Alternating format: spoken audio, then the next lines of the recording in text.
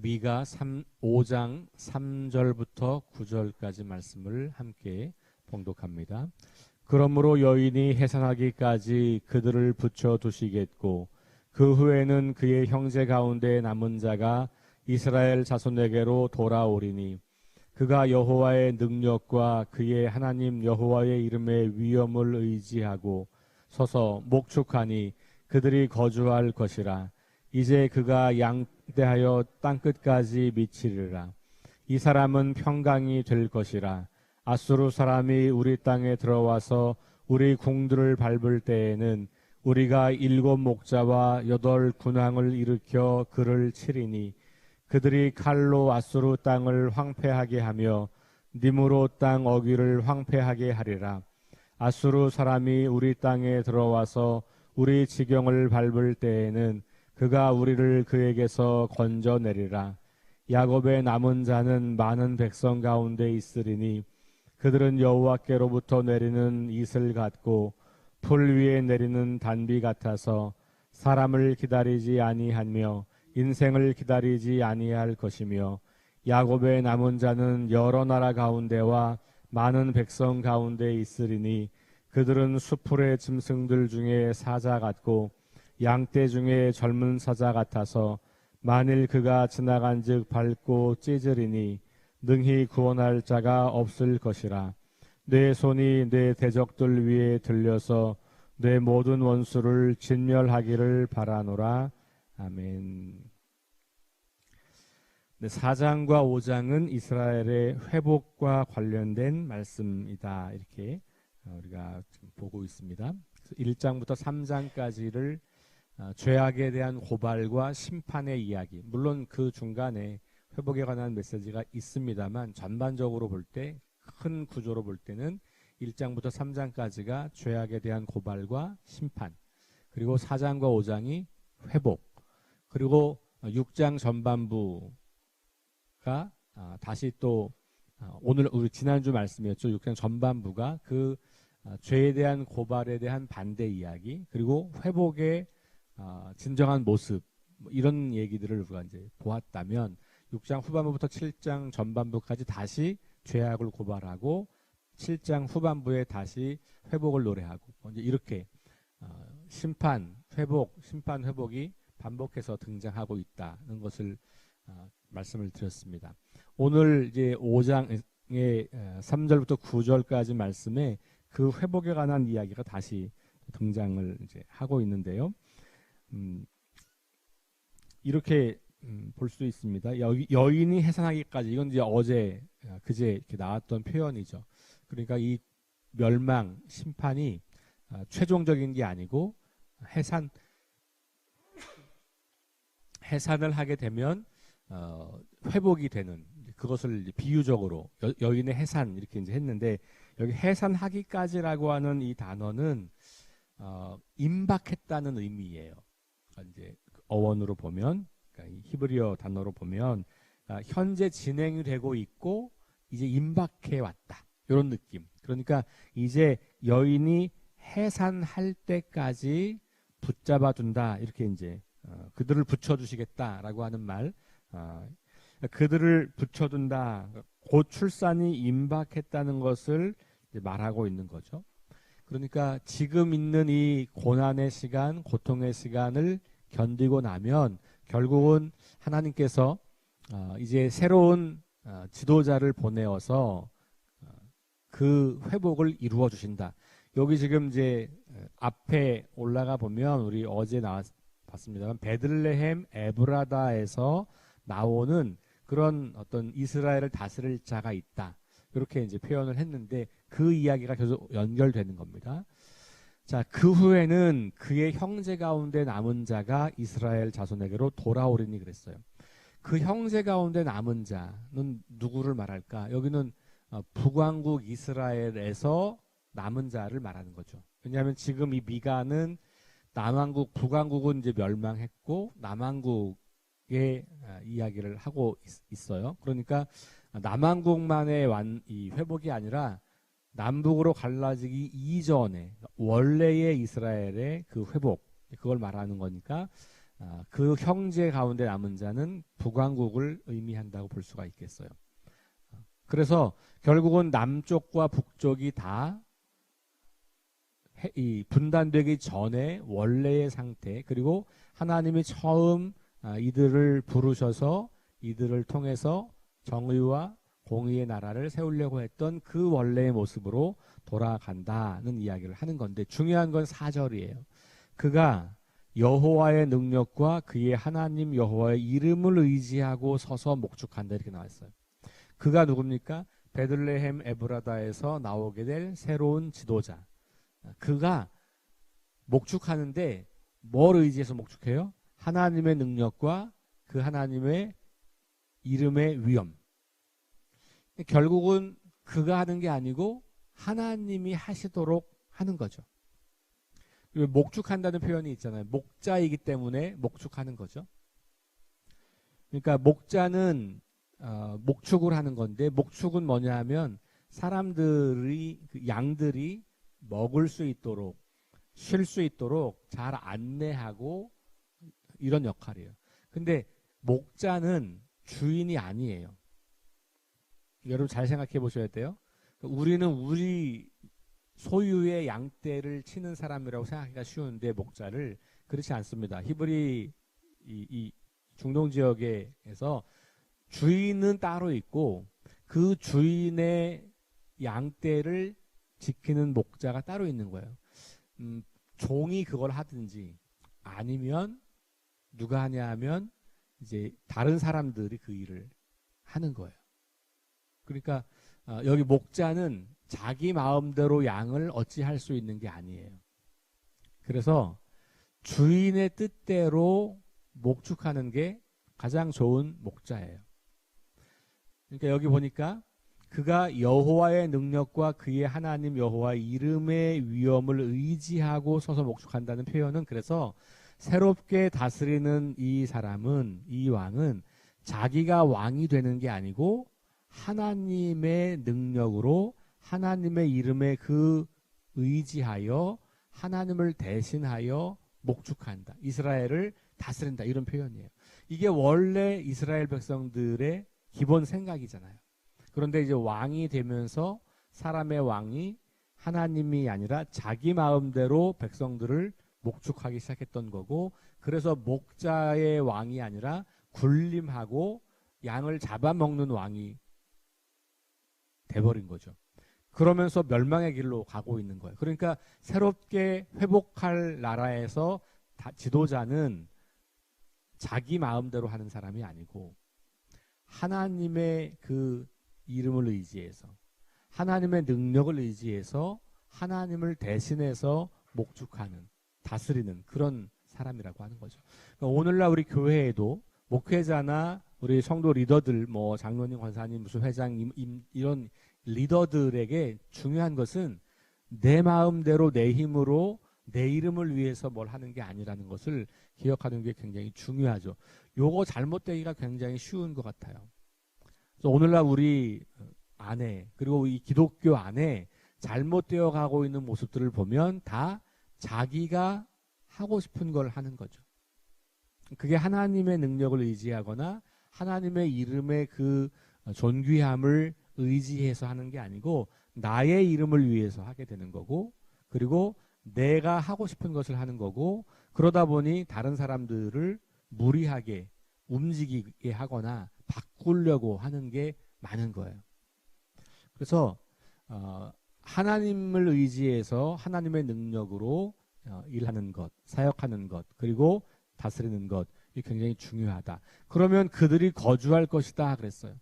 그러니까 여기 거주한다는 말은 단순히 그냥 거주한다는 말보다는 안전하게 거주한다. 왜냐하면 지금 이스라엘 백성들은 다 흩어진 상태고 뿔뿔이 사라졌잖아요. 그러니까 목자 잃은 양처럼 뿔뿔이 흩어져 있는 그 이스라엘이 회복되면, 그러면 하나님의 능력과 하나님의 이름을 의지해서 다스리는 그 사람에 의해서 회복되면 안전하게 거주하게 되는 것이죠. 자, 이제 그가 창대하여 땅끝까지 미치리라. 그러면서 그 범위가 땅끝까지 이르게 된다. 그러니까 하나님께서 이루실 최종적인 완전한 회복을 꿈꾸고 있는 것이에요.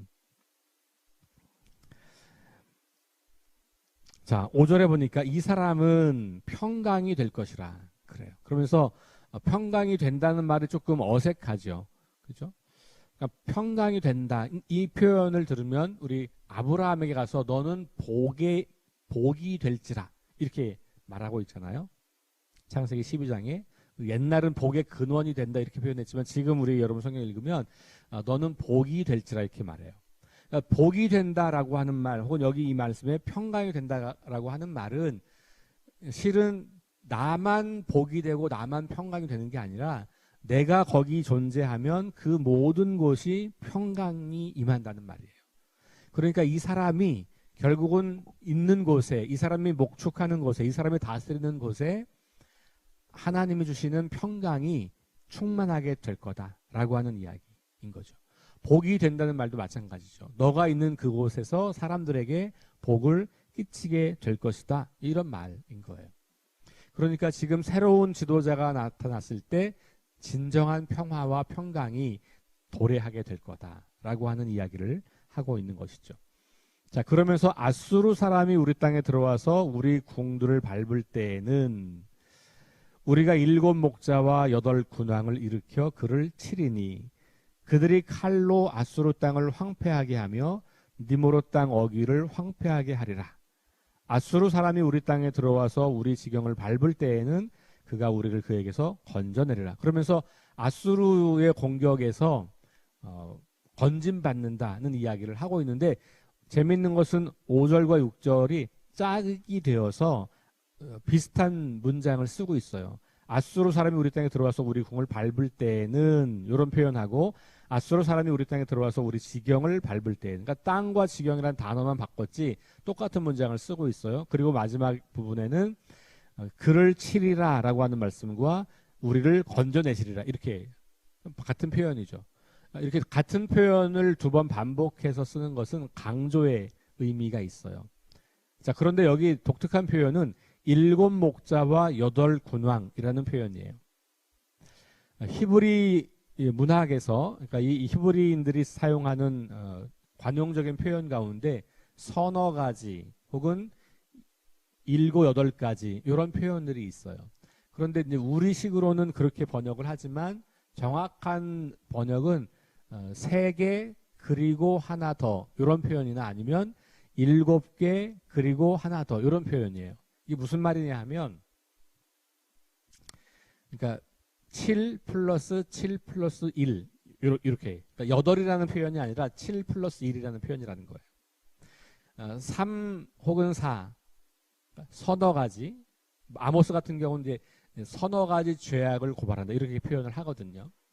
근데 3과 7은 이 사람들에게는 완전수예요. 그래서 3, 4 혹은 7, 8을 붙여서 쓸 때에는 이 완전수가 더 완전해지는, 그러니까 사실 완전수는 더 완전할 수는 없는 건데 거기에 플러스 2를 하는 거니까 하나님의 그 계획이 완전하게 이루어지는 것을 말하거나 더 이상 충분하게 다른 것들이 더 보충되지 않아도 되는 그 충분함을 표현할 때 이런 관용적인 표현을 써요. 그러니까 이 숫자가 꼭 7명, 8명 이런 의미가 아니라 이 의미는 그 다스리는 자가 올 때의 그 다스림은 완벽하고 충만하다라고 하는 것을 말하고 싶은 거예요. 그러니까 7 목자와 8 군왕이라고 하는 표현을 통해서는 하나님의 다스림, 이 사람이 베들레헴으로부터 나와서 다스린 이 사람은 하나님의 능력을 의지하고 하나님의 이름을 의지하기 때문에 더 이상 충만할 수 없고 더 이상 완벽할 수 없는 그 하나님의 통치를 이루어 가신다라는 의미로 쓰고 있다는 거죠. 그래서 그가 아수르가 아무리 강대해도 그를 물리칠 수 있는 힘이 있는 분이라는 거예요. 자, 6절에 보면 니므롯 땅이라고 하는 단어가 있는데 이 니므롯은 아수르의 다른 표현이라고 보시면 될 것 같아요. 그래서 그 니므롯이 아수르로 가서 니느웨를 세웠다라고 하는 표현이 창세기 10장에 나와요. 그러니까 창세기 10장이면 노아 홍수 다음에 다시 이제 사람들이 막 온 세계에 퍼져가는 장면을 소개할 때 나오는 표현인데요. 그 10장 11절에 보면 니므롯이 이제 아수르로 가서 거기서 니느웨 성읍을 몇 개, 니느웨 말고 또 몇 가지 성읍을 샀다 이런 표현이 등장하거든요. 그러니까 여기 니므롯이라고 하는 단어는 그러면 아수르를 처음 세운 그 사람의 이름을 딴 거니까 뭐 예를 들면 우리로 말하면 고려는 뭐 왕건의 나라 뭐 이렇게 하면 이제 고려 예를 들면 이렇게 이제 생각하는 것처럼 여기 니므롯 땅 이렇게 말하는 것은 아수르를 말할 수 있다. 물론 이제 후대로 가면 이게 바벨론하고도 좀 관련이 돼서 어떤 사람들은 이게 바벨론이 아니냐라고 말하는 분도 있는데 그럴 가능성도 있어요. 그런데 다시 뒤에 보면 또 아수르 사람이 나오는 거 보면 여기서는 아수르만 이야기하고 있는 것으로 보이죠. 자, 7절로 넘어가니까 야곱의 남은 자는 많은 백성 가운데 있으리니 그랬어요. 여기 야곱의 남은 자 마찬가지 이제 이스라엘 백성들의 이제 회복을 이루어 갈 수 있는 그런 사람들 많은 백성들 가운데 있으리니 그들은 여호와께로부터 내리는 이슬 같고 풀 위에 내리는 단비 같아서 이런 표현이 나와요. 여호와께로부터 내리는 이슬 그 다음에 풀 위에 내리는 단비 이런 표현들은 생명력을 보여주고 있는 거예요. 그러니까 이슬은 이 사막지대에서 밤이슬 새벽이슬은 곡식이 자라는데 굉장히 중요한 수분을 주는 거예요. 그러니까 비가 많이 오지 않는 지역이어서 이 이슬 풀 위에 내리는 단비 마찬가지죠. 만약에 우기가 되어서 비가 내린다 이건 이제 그 생명들이 엄청나게 그 생명력을 뽐낼 수 있는 그런 거죠. 그러니까 지금 이 표현들은 이 야곱의 남은 자를 통해서 이제 이 사람들이 이 생명이 충만해지는 그런 것을 하는 존재로 기능한다는 거죠. 그러니까 이스라엘의 회복을 이루는 그런 것을 이제 표현하는 거예요. 자, 그래서 이슬 같고 단비 같다라고 하는 거. 근데 재밌는 표현이 그 다음이에요. 사람을 기다리지 않고 인생을 기다리지 않는다. 그러니까 사람과 인생 같은 표현이죠. 여기도 동일한 표현을 두 번 반복하는 거예요. 사람을 기다리지 않고 인생을 기다리지 않는다. 그러니까 이건 강조의 의미죠. 다시 말하면 4절에 가면 여호와의 능력을 의지하고 여호와의 이름을 의지하잖아요. 그러니까 사람을 기다릴 필요가 없는 거예요. 그러니까 사람에게서 올 도움을 찾는 게 아니라 하나님이 내려주시는 그 이슬과 하나님이 주시는 단비에 의해서 이 새로운 지도자는 이 사람들을 풍성하게 세워간다라는 이야기를 하고 있는 거예요. 그러니까 많은 백성들이 풍성한 생명을 누리게 되는데 그거는 하나님이 하시는 일이기 때문에 사람을 의지하거나 사람을 기다리지 않아도 된다라는 거예요. 자, 그 다음에 8절에 보면 수풀 짐승 중 사자 혹은 양떼 중 젊은 사자 이렇게 나와 있죠. 그러니까 지금 여기 7절과 8절도 짝이 돼 있어요. 야곱의 남은 많은 백성 가운데 있으리니 그들은 이러면서 여기는 이제 이슬과 단비 그다음에 그 뒤에 8절은 사자 이렇게 표현하고 있어요. 그러면서 결국은 이들이 구원을 완성하고 충만한 구원을 주신다라고 하는 것을 말해주고 있는 거예요. 자, 여기 사자라고 하는 것은 용맹함을 말하죠. 사자는 용맹함의 대표예요. 그러니까 성경에서 용맹함을 표현할 때 사자, 곰 이런 거 많이 쓰거든요. 독수리 이런 거 많이 써요. 그러니까 그 당시 고대 세계 사람들에게 이 사자나 곰이나 독수리 같은 짐승들은 사람이 감당할 수 없는 아주 용맹스럽고 강한 것을 상징하는 거예요.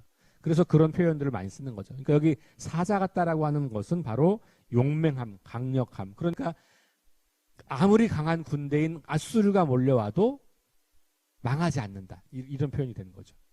아무리 강대국이 우리를 쳐들어와도 능히 이길 수 있다. 그들로부터 구원을 보장할 수 있다. 그러니까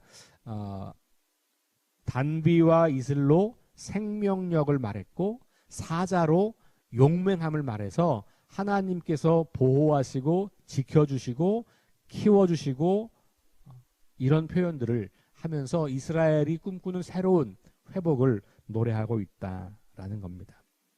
그래서 소망 가운데 이스라엘 백성들이 있도록 그러니까 실제로는 아수르에게 멸망하고 바벨론으로 끌려가는 역사를 경험하잖아요. 그런데 그럼에도 불구하고 하나님께서 그것을 마지막으로 두지 않고 다시 회복하게 하신다는 이야기를 좀 계속 하고 있는 거잖아요. 지금 고통하는 것, 아수르와 바벨론에 의해서 고통받는 것은 그거는 해산하기 전까지 과정이고 해산할 때가 되면 회복이 이루어지는데 그 회복의 내용에 대해서 말하는 거죠. 그러니까 그게 새벽 이슬 아니면 단비 아니면 사자 이런 것들이 결국에는 하나님께서 허락하시고 만들어 가시는 그런 새로운 나라라고 하는 것을 말하고 있죠. 그래서 구절로 연결하면 내 손이 내 대적들 위에 들려서 내 모든 원수를 진멸하기를 바라노라. 그러니까 이 사자 같기 때문에 그런 거죠. 그러니까 약간 뭐라 그럴까 이렇게 정반대되는 이미지가 두 개 다 있는 거예요. 그죠? 이 단비나 이슬 이런 표현으로 굉장히 부드럽고 혹은 어떤 풍성함을 말해주는 거라면 사자는 되게 좀 잔인해 보이기도 하고 강한 거잖아요.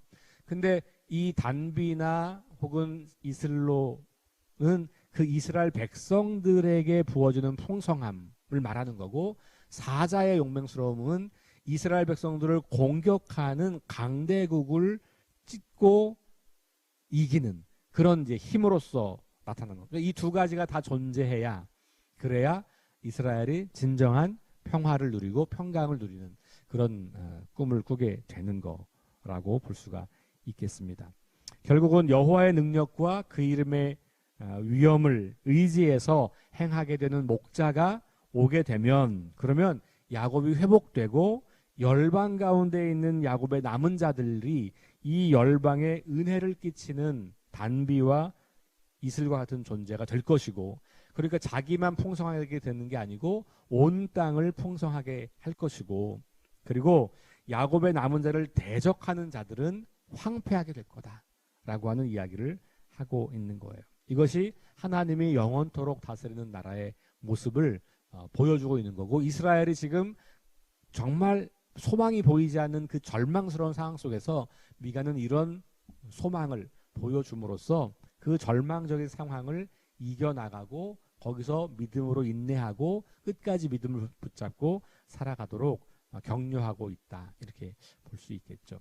우리가 살아가는 동안에도 이스라엘이 경험하는 것 같은 그런 절망적인 순간들을 맞이할 때가 있죠. 아주 그런 큰 절망 아니어도 뭐 크고 작은 그런 삶의 위기들이 우리에게들 오잖아요. 사실 그럴 때 하나님이 잘 보이지 않아서 답답하기도 하고 하나님 도대체 어디 계신지 궁금하기도 하고 때로는 하나님은 정말 살아 계셔서 내 삶을 통치하고 다스리고 계시는 분인가? 라는 질문과 회의가 들 때도 있지요. 이스라엘 백성들도 똑같았습니다. 예언자들은 그런 상황 가운데 있는 사람들에게 하나님이 만들어 가실 미래의 그림을 보여준 사람들이에요. 그래서 그것을 가지고 이 현재의 고난과 위기를 잘 극복하면서 남은 자가 될 수 있도록 그렇게 한 거죠. 오늘 이 말씀이 뭐 역사적 맥락으로는 우리랑 잘 너무 먼 이야기긴 하지만 그것을 우리의 개인의 삶과 우리 국가와 우리 교회와 우리 이 시대로 좀 적용을 해볼 때 여전히 하나님은 우리의 유일한 소망이 되시고 여전히 하나님은 우리에게 풍성함을 주시려고 하는 분이고 여전히 하나님은 우리의 능력이 되시는 분이다 라고 하는 것을 다시 우리 마음속에 깊이 기억하고 살아가는 그런 저와 여러분 될 수 있기를 주의 이름으로 축원합니다. 우리 함께 기도합니다. 하나님, 미가가 꿈꾸는 세상은 하나님께서 다스리시고 통치하시고 그것을 인정하는 지도자들에 의해서 양떼들을 잘 목양하는, 목축하는 그래서 그 어떤 것도 공격할 수 없고 그 어떤 어려움 속에서도 생명력을 잃지 않을 수 있는 그런 나라를 꿈꾸고 있는 것을 우리가 봅니다. 이 미가의 꿈이 오늘 우리의 꿈이 되기를 원합니다. 우리도 인생을 살아가면서 답답하고 막혀있고 좌절하고 너무 큰 힘 앞에서 우리가 별거 아닌 것처럼 느껴질 때가 있습니다.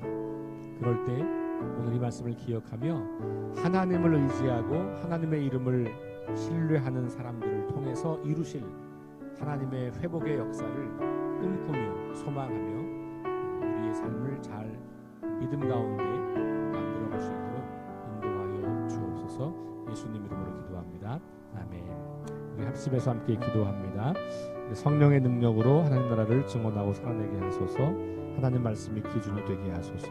질병과 연약함으로 고통당하는 사람들을 치유하여 주소서. 전쟁과 자연재해와 가난과 억압으로 고통당하는 지구촌 이웃들에게 은혜를 베푸소서. 다음 세대에게 하나님 나라 복음을 전수하게 하소서. 이렇게 합심해서 기도합니다.